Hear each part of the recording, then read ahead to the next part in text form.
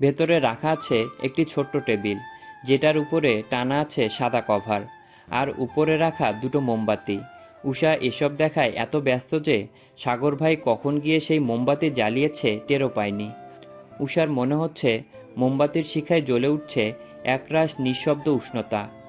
পাশেই রাখা গোল দুটো চেয়ার, একপাশে সাজানো কিছু বনফুল, মেঝেতে পাতানো পাতলা সাদা গালিচার উপরে ছড়িয়ে রাখা কিছু গোলাপের পাপড়ি দেখে মনে হচ্ছে প্রত্যেকটা মুহূর্তই প্রেম নিয়ে হাঁটছে।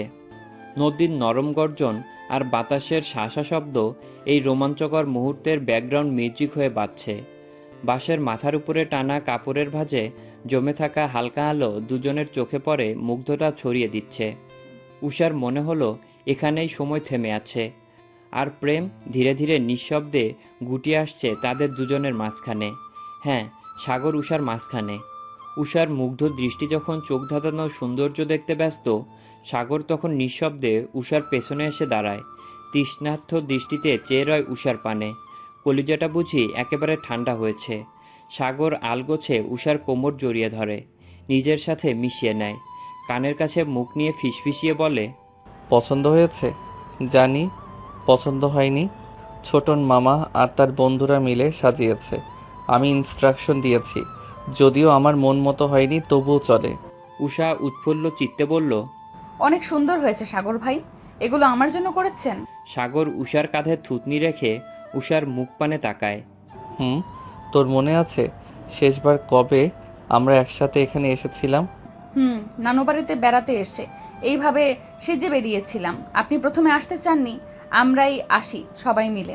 পরে যখন শুনলেন আমি, সামিন আপু, আরিশা আপু আর বাকিরা সবাই মিলে শাড়ি পরে বেরিয়েছি, হন্তদন্ত হয়ে ছুটে এসেছিলেন। ঠোঁটের কোণে মুচকি হাসি নিয়ে উষা কথাগুলো বলে শেষ করলো। সাগর নিজেও হাসল নিঃশব্দে। এতটুকুই? আর কিছু মনে নেই? উষার মনটা যেন খারাপ হয়ে গেল এবার। হ্যাঁ, চোখে কাজল পরার জন্য বকেছিলেন, শাড়ি পরে বড় সাজার জন্যও বকেছিলেন। তার উপর একটা ছেলে ডিস্টার্ব করার রাগে আমাকে আছাড়ি মারতে চেয়েছিলেন। কাজল পড়তে কেন মানা করেছিলাম জানিস? উষা ভ্রুকুচকে তাকায় সাগরের পানে, অবাক হয়ে শুধায়, কেন? সাগর খুব চমৎকার করে হাসলো এবার। উষা মুগ্ধ দৃষ্টিতে তাকিয়ে দেখল সে হাসি। সেদিন এই কাজল চোখেই আমার সর্বনাশ হয়েছিল। কাজল কালো চোখ জোড়ার মায়ায় পড়ে আমার আমিটাকে বিসর্জন দিয়ে দিয়েছিলাম। কি আশ্চর্য, সেই চোখ দুটি আজও আমাকে তাড়া করে বেড়ায়। সাগর এইটুকু বলে থামে। সব খুলে বলবো সুইট পি, শুধু ধৈর্য ধরে শুনে যাও, মাঝপথে কথা বলো না। উষা সত্যিই চুপ রইল। আমি কখনোই তোকে বোন ছাড়া অন্য নজরে দেখিনি। তুই সবসময় আমাকে নিজের জামাই বলে সম্বোধন করতি, এতে আমি বিরক্ত হলেও আমার ভালোই লাগতো। তোর মা চলে যাওয়ার পরে বিরক্তিটা যেন ঘৃণায় রূপ নিল। মনে হলো থাক, সেসব না বলি, কিন্তু আস্তে আস্তে তোর প্রতি আমার ভুল ধারণা ভেঙে মনটা নরম হতে থাকে। চাচু যখন তোকে দূরে সরিয়ে দিয়েছিল, আর তুই যখন বাবা মাহিন ঘুরে বেড়াতি আর বলতি সবার মা আছে, আমার মা নেই কেন, বিশ্বাস কর খুব খারাপ লাগতো, কলিজায় লাগতো আমার। আস্তে আস্তে তোকে আবার আগের মতোই বোনের মতো স্নেহ করতে লাগলাম, কিন্তু তেমন একটা প্রকাশ করতাম না, যেন তুই মাথায় না উঠে যাস, বেয়াদব না হয়ে যাস, মানুষ যেন তোর দিকে আঙুল তুলতে না পারে, কেউ যেন বেয়াদব বলতে না পারে। তাই শাসন করতে লাগলাম। হ্যাঁ, আমি মানি আমার শাসন করার ওয়েটা চিপ ছিল, ভুল ছিল, কিন্তু সেই সময়ে সেটাই ঠিক মনে হয়েছে। সাগর এতটুকু বলে থামে, গভীর দৃষ্টিতে তাকায় উষার দিকে। উষার চোখে মুখে সত্য জানার কৌতূহল স্পষ্ট। দেরি না করে সাগর আবার বলে, সেদিন আমি এখানে আসতে চাইনি, কিন্তু তোরা সেজে গুজে বেরিয়েছিস শুনে রাস্তায় মাথা ফেটে যাচ্ছিল। কত উগ্র পোলাপান থাকে এদিকে। আমি আর দেরি করিনি, তৎক্ষণাৎ বেরিয়ে পড়ি। এখানে এসে দেখলাম সবাই একসাথে দাঁড়িয়ে আছে, শুধু তুই আর সামিন নেই। অদ্ভুত চিন্তারা যেন আমাকে ঘিরে ধরলো গাঢ়ভাবে। কোনো মতে ওদের কাছে এসে তোদের কথা জিজ্ঞাসা করতেই বলে, তোরা পার থেকে একটু দূরে গিয়েছিস, যেখানে বাগানবিলাস গাছ আছে, ছবি তোলার জন্য গিয়েছিলি সেখানে। ছবির কথা শুনে মেজাজ আরও খারাপ হয়ে যায়। রাগের বশে আমি আমার হিতাহিত জ্ঞান হারিয়ে ফেলেছিলাম। ভেবেছিলাম গিয়েই তোদের দুটোকে মাথায় তুলে আছাড় মারব, কিন্তু সেখানে পৌঁছে দেখলাম নীল শাড়ি পরিহিত এক নাবালিকাকে দুহাত ভর্তি নীল চুড়ি, কপালে কালো টিপ, খোলা চুলগুলো বাতাসে উঠছে। দুই হাত মেলে দিয়ে চোখ বন্ধ করে দাঁড়িয়ে আছে বাগানবিলাস গাছের নিচে। বাতাসের তোপে গাছ থেকে ফুল ঝরে পড়ছে। আহ, সে কি চমৎকার দৃশ্য! আমার বুকের বাঁ পাশটা যেন মুচড়ে উঠেছিল তখন। এক নাম না জানা অনুভূতি হচ্ছিল, যে অনুভূতির সাথে একদম নতুন পরিচয় আমার। কেমন হাঁসফাঁস অবস্থা, রাগ গলে পানি হয়ে গেল। আমি তাকিয়েই রইলাম নির্নিমেষ। মেয়েটি যখন তার কাজল কালো চোখ জোড়া খুলে তাকালো আমার দিকে, পৃথিবী দুলে উঠেছিল আমার। গলার কাছটায় কি যেন আটকে গিয়েছিল সে সময়। মেয়েটির দৃষ্টির পরিবর্তন ঘটে আমাকে দেখে। মুহূর্তেই তার চোখে মুখে একরাশ ভয় হানা দেয়, কিন্তু সেই চোখ জোড়ায় আমার জন্য ভয় দেখে কেন জানি রাগ হচ্ছিল আমার। আমাকে ভয় পাওয়ার কি আছে? চাইলেও তার চোখ জোড়া থেকে নিজের চোখ সরাতে পারছিলাম না। খুঁটিয়ে খুঁটিয়ে দেখতে লাগলাম তাকে, যাকে দেখতে একদমই প্রাপ্তবয়স্ক নারী মনে হচ্ছিল তখন। এমন ভাবনা মনে আসতেই যেন রাগটা বেড়ে যায় হুড়হুড় করে। তাই তৎক্ষণাৎ তার সামনে গিয়ে বলেছিলাম, ওই চোখে কাজল বানায় না। এতটুকু বলে আবারও থেমে গেল সাগর। উষা বুঝল সেই শাড়ি পরা মেয়েটি সে নিজেই। পরবর্তীতে উষা অবশ্য স্বামীনের কাছ থেকে জেনেছিল শেয়ারিটের মাধ্যমে নাকি সাগর ভাই তার ছবিগুলো নিয়েছে লুকিয়ে, স্বামীনের অনুমতি ছাড়াই নিয়েছিল। কিন্তু শেয়ারিটের হিস্ট্রি থেকে সত্যিটা জেনে যায় স্বামীন। উষা চিন্তায় মগ্ন হয়, তখনই যদি ভালোবাসে তাহলে নাটক কেন করেছে এতগুলো দিন? থামলেন কেন? সাগর দীর্ঘশ্বাস ফেলে বলে, তুই ভাবছিস আমি হয়তো সেই সময়েই তোর প্রেমে পড়ে গিয়েছিলাম, কিন্তু আসলে তেমন কিছুই না। আমি নিজে আমার এই নতুন অনুভূতির সাথে একদম অপরিচিত ছিলাম। সেই চোখ জোড়া আর শাড়ি পরিহিত রমণীর কারণে আমি ঘুমাতে পারতাম না, খেতে পারতাম না, পড়াশোনা সহ কোনো কাজেই মন দিতে পারতাম না। ইচ্ছে করতো ওকে এইভাবেই সাজিয়ে আমার চোখের সামনে বসিয়ে রাখি, কিন্তু মস্তিষ্ক মানতে নারাজ ছিল। বারবার স্মরণ করিয়ে দিত, ওই মেয়ে তোর ছোট বোন, এসব সম্ভব না। আমি নিজের অনুভূতি থেকে পালিয়ে বেড়াতে চাইতাম, কিন্তু কিছুতেই নিজের সিদ্ধান্তের উপরে অটল থাকতে পারতাম না বা পারিনি। দিন দিন আমার আচার আচরণে পরিবর্তন আসতে থাকে। গালিব, নেহাল সন্দেহ করতে থাকে। অবশেষে না পেরে ওদেরকে সত্যিটা বলি। দুজনেরই সাপোর্ট ছিল। নেহাল বলেছিল, আমার বোন তো তোকে পছন্দই করে, জামাই ডাকে, এখানে সমস্যা কি? বাড়ির সবাইও এটাই চায়, আমি যতদূর জানি। কিন্তু আমার উত্তর ছিল, উষা যেটা করছে সেটা জাস্ট মজা, বয়সের কারণে তৈরি হওয়া কৌতূহল, আবেগ, আর তোর মায়ের কারণে বিশ্বাস করতেও ভয় হতো। এসব সান্ত্বনা দিয়ে নিজের অনুভূতি থেকে পালাতে চাইতাম, তোর থেকে নিজেকে দূরে রাখতে চাইতাম, খারাপ ব্যবহার করতাম। অবশেষে সিদ্ধান্ত নিলাম, যদি আমার মনে অমন কিছু ফিলিংস তৈরি হয়, কিন্তু বিশ্বাস কর ফিলিংসটা তৈরি হয়ে গিয়েছিল, কিন্তু আমি মানতে নারাজ ছিলাম, বুঝতে পারিনি সেটা। আমি ভেবেছিলাম তুইও যদি শেষ পর্যন্ত আমাকে আগের মতো চাস, তাহলে সম্পর্কটাকে একটা নাম দেওয়াই যায়। গালিব, নেহালও সায় জানিয়েছিল তাতে। আমি তোকে কখনো আটকে রাখতে চাইনি, চেয়েছিলাম সম্পূর্ণ স্বাধীনতা দিতে, কারণ পাখিকে খাঁচায় আটকে রেখে বশ্যতা স্বীকার করানো যায় না, আর ভালোবাসলে মুক্ত করে দিতে হয়, যেন সব কিছুর স্বাদ গ্রহণ করে এসব বাস্তবতা বুঝতে শিখে, সকল অভিজ্ঞতা নিয়ে অবশেষে যেন নিজের স্থায়ী জায়গাটা চিনতে পারে। লম্বা একটা দীর্ঘ নিঃশ্বাস ফেলে সাগর। তারপর আবারও বলতে শুরু করে, কিন্তু বিপত্তি ঘটে অন্য জায়গায়। একদিন তোকে স্কুল থেকে আনতে গিয়ে দেখি তুই এক ছেলের বাহুতে আবদ্ধ। তোকে কলেজ গেট, ক্লাসরুম, ফিল্ড কোথাও খুঁজে না পেয়ে যখন ওয়াশরুমের দিকে গেলাম, গিয়েই আমি হয়ে যাই, বুকটা চৌচির হয়ে যায়। তুই মুখে হাসি ফুটিয়ে দেওয়ালে ঠেস দিয়ে দাঁড়ানো, আর ছেলেটা এক হাত দেওয়ালে রেখে দাঁড়ানো। পিছন দিক হওয়ায় আমি দেখতে পারিনি কে এসে। ইচ্ছে করছিল গাল চাপকে লাল করে দিতে, কিন্তু তখন তোর মায়ের কার্যকলাপের কথা মাথায় আসে।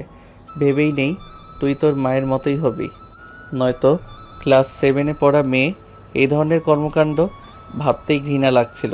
সেখানে এক মুহূর্ত দাঁড়িয়ে না থেকে বেরিয়ে আসি আমি। বিল্ডিংয়ের গেটে আসতেই কোত্থেকে এক ছেলে এসে সামনে দাঁড়িয়ে থাকা ছেলেদের জিজ্ঞাসা করলো, জয় কোথায়? প্রত্যুত্তরে আরেকটি ছেলে বলে, জয় উষার সাথে ওয়াশরুমে আছে। বলেই ওরা এটা নিয়ে হাসাহাসি করছিল। বিশ্বাস কর, আমার ভিতরটা ফেটে যাচ্ছিল। জয় উষার সাথে ওয়াশরুমে আছে কথাটা আমি নিতেই পারছিলাম না। শুনতে কতটা বাজে শোনায় বুঝিস? তোর প্রতি এত বাজে ধারণা জন্মে কি বলবো। সেদিন গালিব আর নেহাল দেখেছিল আমার হিংস্রতা। নেহাল বিশ্বাসই করতে চাইছিল না তার বোন এমন হতেই পারে না, কিন্তু আমি তো নিজ চোখে দেখেছি, শুনেছি। সেদিনের পর থেকে তোর মাকে মিন করে তোকে বাজে কথা শোনানো বেশি করে শুরু করি। যেদিন একটা সিনিয়রের বাজে কথায় তুই কেঁদে কেটে অস্থির, সেদিন কেন জানি বেহায়া মনকে সান্ত্বনা দিতে পারিনি। ছুটে গিয়েছিলাম তোর কাছে, কিন্তু তুই কথা বললি না। আমি স্কুলেও গিয়েছিলাম সেই ছেলেকে শিক্ষা দিতে, কিন্তু স্কুলে গিয়ে ক্লাস 10-এর শিক্ষার্থীদের কাছ থেকে জানতে পারি নিউ 10-এর সাজিমের সাথেও তোর সম্পর্ক আছে। ওরা আমাকে চিনত না, তাই বলেছিল কথাগুলো। বিশ্বাস কর, এবার যেন ঘৃণাটা আরও বেড়ে যায়। পূর্বের জয়ের ঘটনার প্রেক্ষিতেই গালিব নেহাল বলছিল আমার ধারণা ভুল। আমি ভুল শুনেছি, সত্যিটা যেন যাচাই করি খোঁজ নিয়ে। আমিও মনকে বুঝিয়েছিলাম সত্যিটা জানবো, তোর সাথে খারাপ আচরণ করব না। কিন্তু আবার সাজিমের ব্যাপার জেনে এবার সব একদম পরিষ্কার হয়ে গেল। যা বোঝার বুঝে নিলাম। আমি কিন্তু তখনও রিয়েলাইজ করিনি আমি তোকে ভালোবাসি। রাগের আর ঘৃণার তোপে নিজের অনুভূতি বুঝতে অক্ষম ছিলাম আমি, তাই বিয়ে করতে চাইনি। তোর চরিত্রের সমস্যা আছে ভেবেছি, চাচুকে কথা শুনিয়েছি। বিয়েটা আসলে আমি করতে চাইনি তখন। সেই রাগ থেকে দেশ ছাড়া আমার। রাত গভীর হচ্ছে, চারদিকে শুনশান নীরবতা। কখনো বাতাসের শাঁসা শব্দ, তো কখনো দূর থেকে ভেসে আসা কুকুরের শব্দ। নদীর পাড়ের ঠান্ডা বাতাস গায়ে কাঁটা দিয়ে উঠছে। উষা পাথরের ন্যায় দাঁড়িয়ে, নিজেকে বহু কষ্টে দমিয়ে রেখেছে সে। সাগর এখনও উষার কোমর জড়িয়ে ধরে দাঁড়িয়ে আছে, তার চোখেও জল, তবে সেটা নিঃশব্দে মুছে নিল সে। উষা খুব করে কাঁদতে চাইছে, কিন্তু সে কাঁদবে না, এতটাও দুর্বল নয় সে। এসব তুচ্ছ ব্যাপারে কেউ 5টা বছর কাউকে অপেক্ষায় রাখতে পারে? এত অপমান, এত কষ্ট দিতে পারে? তার তো কারোর সাথে সম্পর্ক ছিল না। এত বড় মিথ্যে অপবাদ দেওয়ার আগে একটাবার ভেবে নিল না? জয় ছেলেটা তাকে পছন্দ করত ঠিক, তবে সেটা উষার জানা ছিল না। জেনেছিল তার বিয়ের পরে। সেদিন ওয়াশরুমে সে একাই ছিল। স্কুল ছুটির শেষে তানহা আর প্রিয়তা ওর সাথে কিছুক্ষণ অপেক্ষা করে, তারপর চলে যায়। উষা বাড়ির গাড়ির জন্য অপেক্ষা করছিল। এর মধ্যে ওয়াশরুমেও যাওয়া দরকার। তখন আবার ক্লাস 10-এর কোচিং চলছিল, ছুটির পরে কোচিং চলছিল। উষা ভেবেছিল জয় হয়তো ওয়াশরুমে এসেছে। যেহেতু ছেলে আর মেয়েদের ওয়াশরুম পাশাপাশি, তাই তার অমন ভাবনা।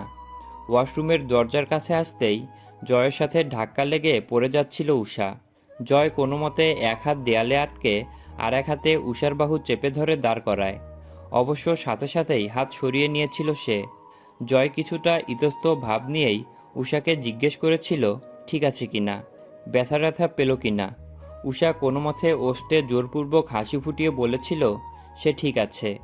এমন অনাকাঙ্ক্ষিত ঘটনা ঘটে যাওয়ার পর জয় আর কিছু বলতে পারল না। সে উষাকে একা পেয়ে এখানে এসেছিল তার মনের কথা বলার উদ্দেশ্যে, কিন্তু পরিস্থিতি হাতের বাইরে চলে যায়।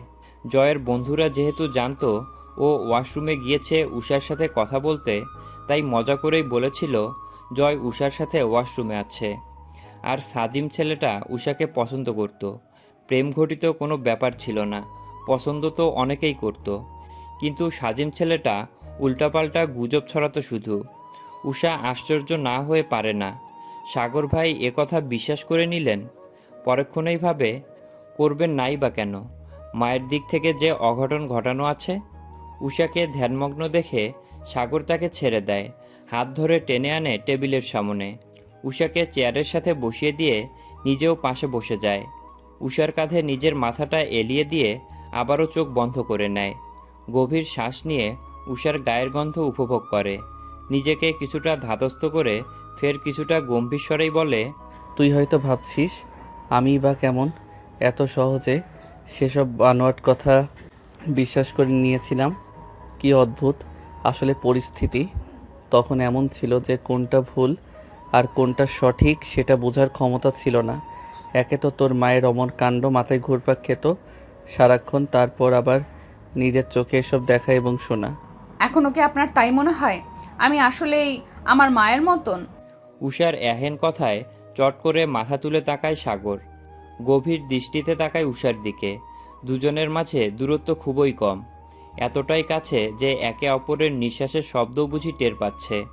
সাগর গভীর স্বরে বলে, হুশ, চুপ, আমি ওগুলো তোকে জ্বালানোর জন্যে বলতাম। আসলে আমি তোকে আমার ভাবনায় ডুবিয়ে রাখতে যে ওইটা ফলো করেছি, নিঃসন্দেহে সেটা আমার টক্সিক মাইন্ডের পরিচয় দেয়। ইউকে যাওয়ার পরে তোর প্রতি আমি অজানা কারণেই দুর্বল হতে থাকি, একদম মাত্রাতিরিক্ত। কোনো কিছুতেই নিজের মন বসাতে পারতাম না, মনে হতো ছুটে চলে আসি তোর কাছে। কথায় আছে না, বিয়ে একটা পবিত্র বন্ধন, আল্লাহর সবচেয়ে বেশি রহমত থাকে এই পবিত্র বন্ধনে। তুই আমার কপালে ছিলি বলেই আমার অর্ধাঙ্গিনী তুই। নিজের ভাগ্যকে বিশ্বাস করতে লাগলাম। পাগলা ঘোড়ার ন্যায় ছুটতে থাকা হৃদয়কে আরও লাই দিয়ে দিলাম।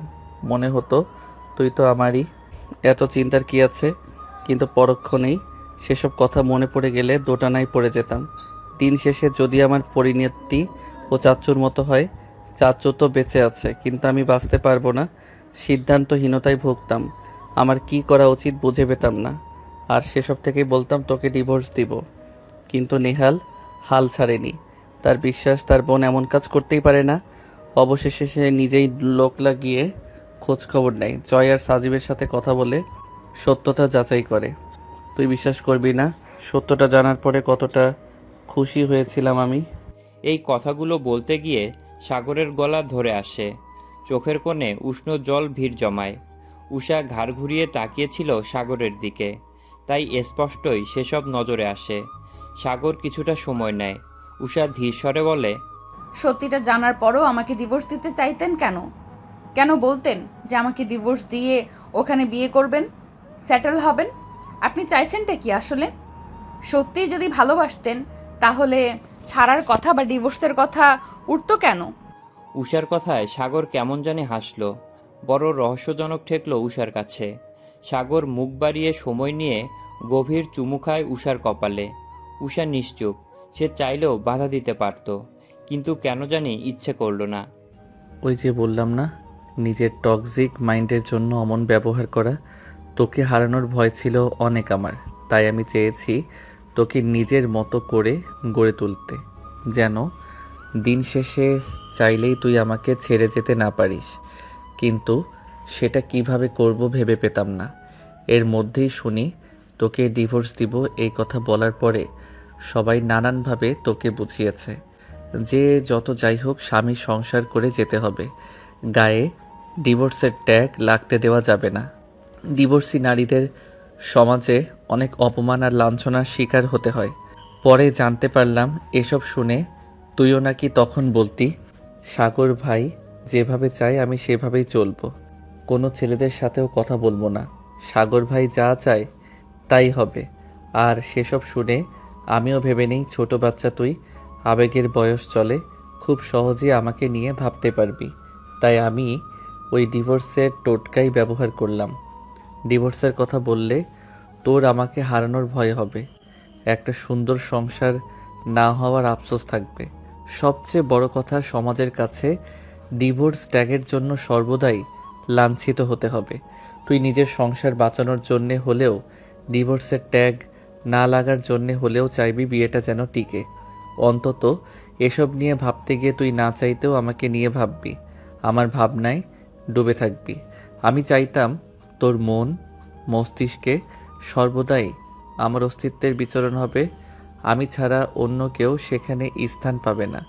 সেই থেকেই অমন ব্যবহার করা, তোর মাকে কেন্দ্র করে কথা শোনানো, যেন বুঝতে পারিস তোর মা দুনিয়ার সবচেয়ে নিকৃষ্ট আর পাপী ব্যক্তি এবং পাপ কাজ করেছে। তোকে অবশ্যই নিজেকে হেফাজতে রাখতে হবে। মায়ের কুকর্মের জন্য কেউ যেন তোকে খারাপ না বলতে পারে। দিন শেষে কারো মুখে যেন শুনতে না হয় যে তুই মায়ের স্বভাব পেয়েছিস। এটা ঠিক, এসব আমি নিজেই বলেছি। তবে ভুলে যাস না, তোর দিকে কেউ আঙুল তুললে আমি তাকে ছেড়ে দেইনি। নানুর কথাগুলোই ভাব। তোকে যা ইচ্ছা বলার করার অধিকার আমার আছে। আমি কাটবো, মারবো, দিন শেষে ওষুধও দিব, কিন্তু অন্য কেউ এমন করার স্পর্ধাও দেখাতে পারবে না। সত্যিটা এই যে এই দুনিয়া উল্টাই গেলেও আমি তোকে ছাড়ছি না। তুই চাইলেও আমি তোর থেকে দূরে যেতে পারবো না, কারণ আমি তোর মাঝেই বেঁচে আছি। তুই সেটা কখনো বুঝতে পেরেছিস কি না আমি জানি না, তবে তুই যদি আমার থেকে মুক্তির পথ খুঁজিস, তোর সেই পথও আমাকে ঘিরেই হবে। তুই আমার মাঝে এমনভাবে জড়িয়ে আছিস, মনে হয় তোকে আলাদা করতে গেলেই আমি নিজেকেই ভেঙে ফেলবো।